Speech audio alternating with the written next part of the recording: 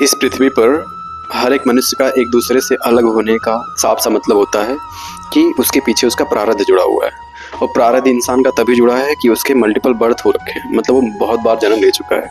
बहुत पिछले जन्मों में उसने अच्छे और बुरे कर्म करे हैं, उसी का प्रारब्ध उसके साथ जुड़ा हुआ है, जिस वजह से इंसान एक दूसरे से अलग है।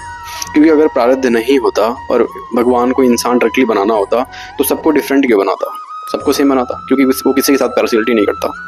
तो हर एक इंसान दूसरे इंसान से अलग है, उसका साफ सा मतलब है कि उसका बहुत बार जन्म हो चुका है। और इसीलिए कभी भी हम एक इंसान का दूसरे इंसान से तुलना नहीं कर सकते। वो इसलिए नहीं कर सकते क्योंकि हमें केवल करंट बर्थ पता होता है कि ये इंसान 18 साल का है, 20 साल का है, लेकिन आपको ये नहीं पता कि वो कितने जन्मों से यहाँ पे आ रहा है। आपको बस उसके शरीर का ज्ञान होता है कि ठीक है, हमारा लड़का 18 साल का है और हमारे पड़ोसी का लड़का 18 साल का है, वो इतने मार्क्स लेकर आ रहा है 12th में और हमारा लड़का नहीं ला पाया। तो ये